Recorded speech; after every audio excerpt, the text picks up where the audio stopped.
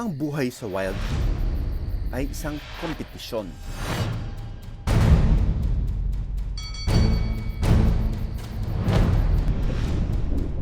Isang paligsahan ng tibay at palakasan. Ang matitira ay siyang magtatagumpay para mabuhay. Sa tagisan ng lakas, bilis at talino, sino nga ba ang tunay na panalo?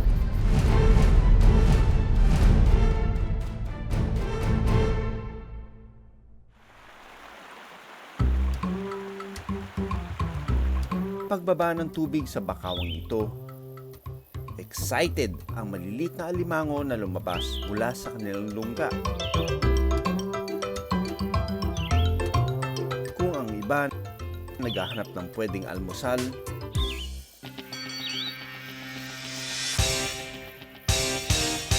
ang dalawang kimpi o fiddler crabs na ito nagsisimulang ng makipagbunong braso.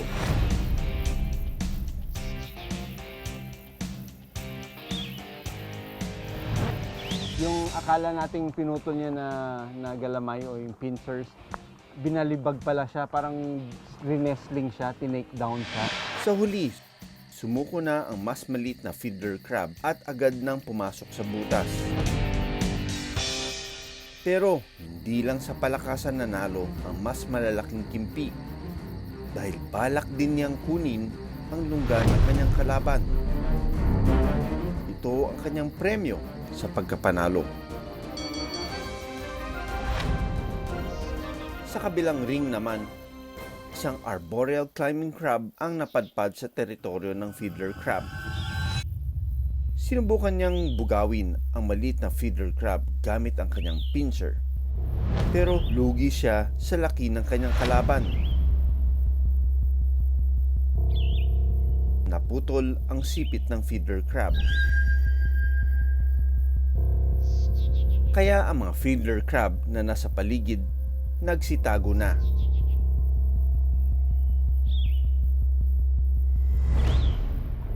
Sa bakawang ito, nakatira ang isa sa pinakamalaking uri ng alimango. Tinatawag silang mud crab. Sa laki ng kanyang mga sipit, siguradong knockout agad ang kalaban sa unang round pa lang. Come on, come on. Oh my God, lumalaban. Lumalaban siya. Alright, I got ya. Wala ring magkakamali na hawakan siya dahil kayang sipitin ang ating daliri. Halos 15 kilograms of force ang kaya niyang ma-generate, sapat para mabasag ang shell ng mollusk at iba pang talangka. Ito yung mga nagpapayaman at nagpapalusog ng ating mangrove. Hindi lang kampyon sa pagbalibag at pagsipit ang mga crabs. Ang pinakamahalaga nilang karangalan na alay nila sa bakawan. Ang mga hukay na gawa ng mga alimango at talangka sa putikan. Nagiging daan para umikot ang nutrients sa lupa, kaya mas nagiging malusog ang bakawan. Sila rin ang tagalinis at tagakain ng mga tuyong dahon na nakakalat sa putikan. Bilang gold medalist in wrestling, bioindicator din sila ng clean environment.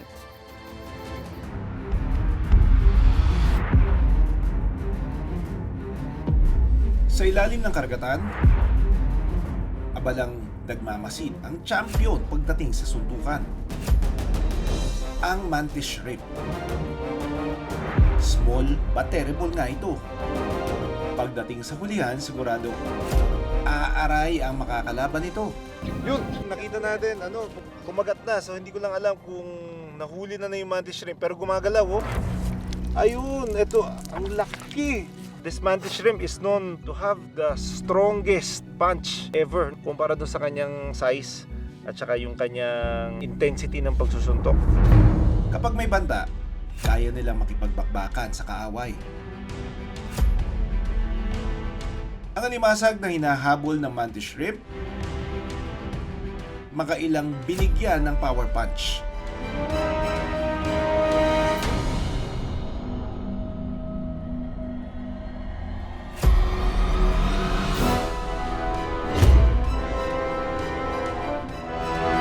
Sa bilis, mahihirapan ang kalaban sa pag-ilag.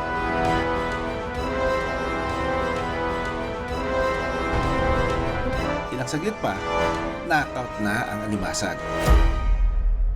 Pagdating sa kanilang love life, monogamous o isang partner lang sa loob ng 30 to 40 years ng buhay ng mantis shrimp. Sa buhanginan, naghuhukay sila para sa kanilang bahay. Kaya bawat butas may nakatirang 2 mantis shrimp. Isang lalaki at isang babae. Nagsisilbing tagahanap ng pagkain ng mga lalaki na mantis shrimp. Kahit na masaya ang kanilang pagsasama, may banta pa rin sa kanilang buhay. Madalas kasi silang hulihin para gawing pagkain. Ngayon na meron ng market, I think madami na rin magiging interesado sa panguhuli dito. Meron ba tayong mga plano to make it sustainable? Kasi baka naman maubos yan. Kaya po wala pong pwedeng mangunguha ng mantaha na hindi po talaga dumadaan ng community-based training. Pero gaya ng isang mahusay na boksingero, laban lang!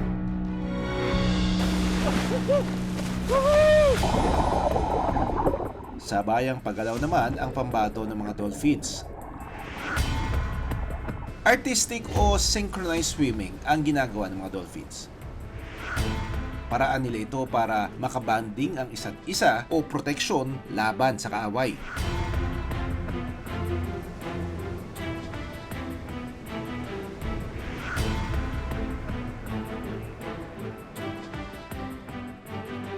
Yung initial sighting natin dito, mga spinner dolphins, isang pod, siguro around 50 of them. Choreography pa lang, panalo na!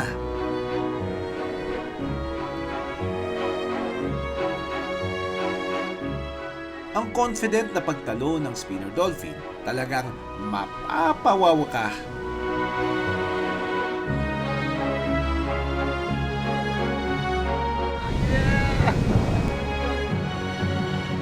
Yun, tumatalo na. Ayun, so yung iba sa kanila nagpapakitang gilas na. At ang kanilang highlight, ang pag-spinning ng mga batang dolphins o calves.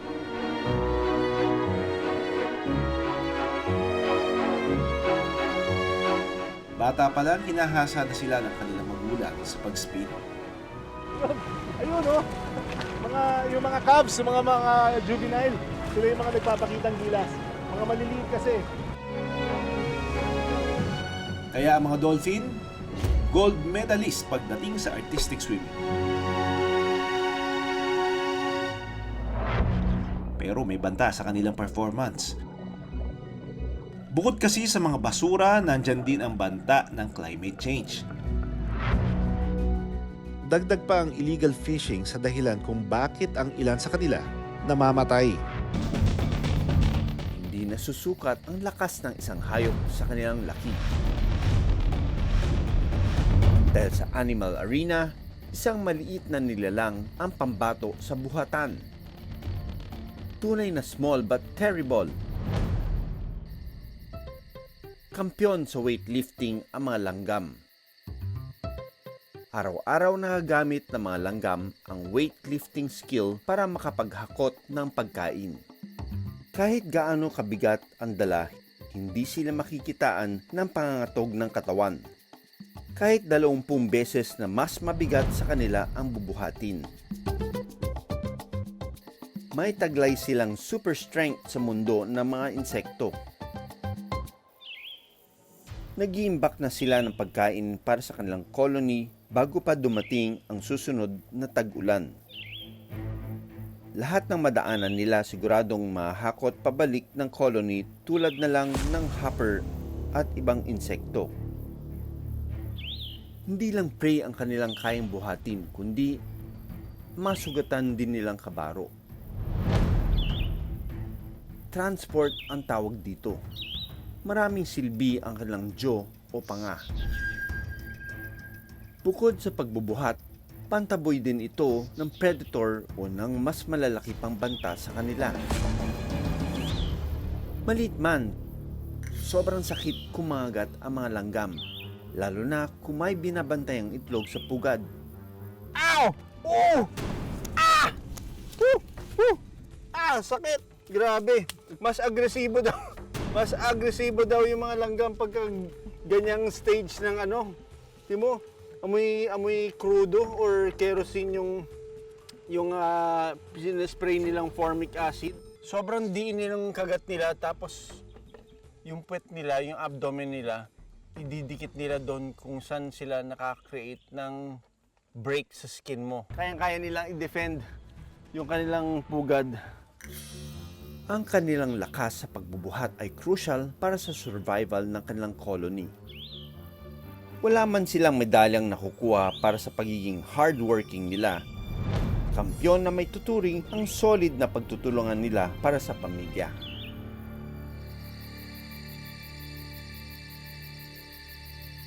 Sa himpapawid, kakaibang set of skills naman ang kailangan para masigurong makamit mo ang iyong target.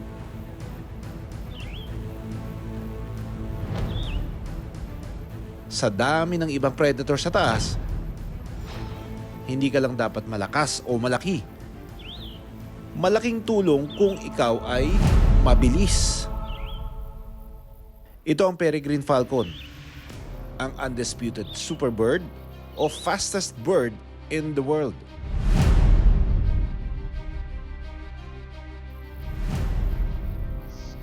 Kaya nilang lumipad ng bilis na 389 kilometers o mas mabilis pa sa bullet train. At halos 3 beses na mas mabilis sa takbo ng cheetah. Sila ang maituturing na fighter jet ng Animal Kingdom. Dati ko nang pinuntahan ang isang nesting site ng Peregrine Falcon sa Luzon. Pero syempre, hindi ito naging madali. Nakakapitan na.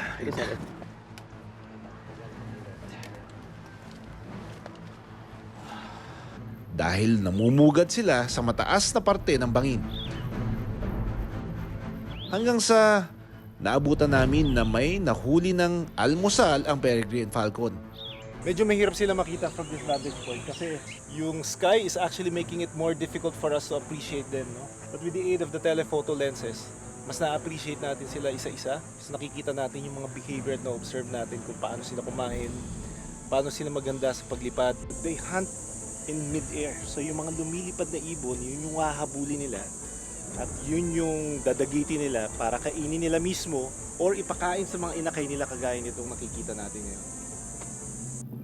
Ang batang Peregrine Falcon na ito, nagsasanay na para maging kasing bilis niya ang kanyang mga magulang sa himpapawid. Right now they're starting to discover their surroundings and they're starting to develop themselves para sa paghahanda sa paglipad nila. We're seeing actually four young ones, no? And they're fledglings already. Habang lumalaki ang mga inakay, nililipat sila ng kanilang magulang sa mas mataas na lugar. Ito ang kanilang magiging training ground sa paglipad. Sa ere, makikita silang parang nagdo-dogfight. Mahalagang masanay sila sa anumang pagsubok. Lalo na, laban sa illegal hunting. Hindi pa rin kasi nawawala ang mga namamaril ng ibon. Hinuhuli sila gamit ang airgun. Kahit Olympian sila sa himpapawid, natatalo sila pagdating naman sa teritoryo.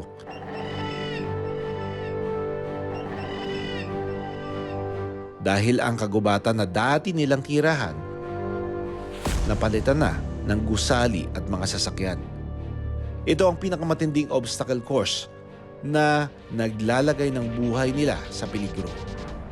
Kung long jump naman ang pag-uusapan, hindi pa pahuli ang mga palaka. Kaya nilang lumundag 10 beses ng kanilang laki. Sa hita nila kinukuha ang puwersa para makalundag. Sa kanilang paglanding sa lupa, winner agad! Ang tree frog na ito pasilip-silip lang sa mga dahon. Sa puno na siya natutulog at kumakain. Dumidikit ang tupad nito sa anumang malapatan. Kahit madulas ang mga dahon, kaya nang tumalon. Characteristics ng mga tree frogs, their ability to twist their neck. Parang akala mo taong tinitignan yung kung saan siya tatalon, ano? Yung mga ordinaryong palaka, hindi nila kayang kumapit dito. Kita mo, ang dulas-dulas nitong. Nakababad man sa tubig ang ibang palaka, gaya ng Barbie frog. Lukso ng lukso ang palaka. Ready na para sa susunod na Olympics. Para mapanatili ang lakas ng mga palakang ito, kailangan nila ng malinis na tubig. Dahil kapag marumi ang tubig, pwedeng manghina sila. Kaya naman tinawag din silang mga bioindicator ng malinis na paligid. Ang nakatunggali nila sa long jump sa loob ng gubat at hindi rin magpapatalo ang mga spiders. Sa taas ng talon, pasok na ito sa gold medalist. Ito mga tarantula ng Romblon, napakabilis nilang kumilos. Nung subukan na namin hulihin, tumalon siya ng napakalakas na talon. Oh my God!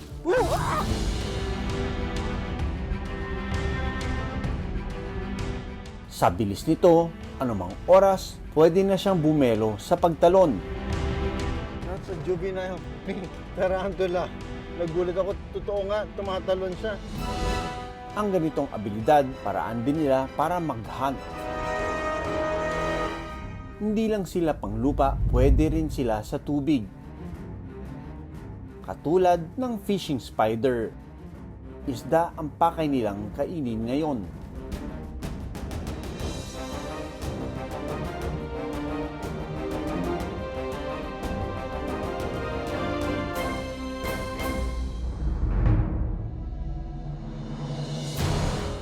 Pagdating sa sprint o pabilisan tumakbo, isa na sa pinakamabilis ang cheetah. Kayang tumakbo ng cheetah sa bilis na 120 kilometers per hour. Pambato ng Animal Kingdom ang cheetah pagdating sa takbuhan.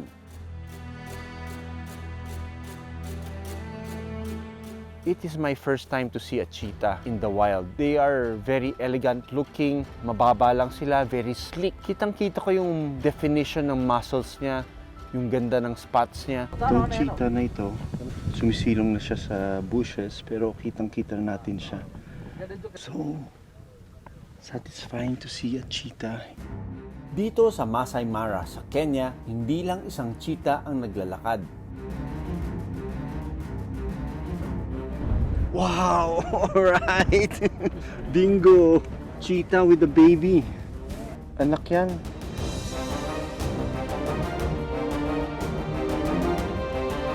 Ito mo mahaba pa balibo. Sinasama ng ina ang kanyang cubs o mga anak hanggang sa lumaki ang mga ito. Sa wild, isa sa 10 batang cheetah lang ang nagsusurvive. Dahil madalas din silang naging target ng ibang predator gaya ng leon at hyena.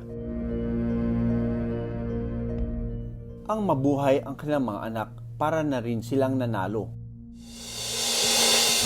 Sa mundo ng palakasan, matira ang matibay. Hindi na susukat sa laki ang tunay na kampyon. Pero sa determinasyong mabuhay at may pagpatuloy ang kanilang lahi sa wild. Walang atrasan para sa kalikasan. Ako si Doc Nielsen Donato, Doc Fritz Rasho, Born to be Wild.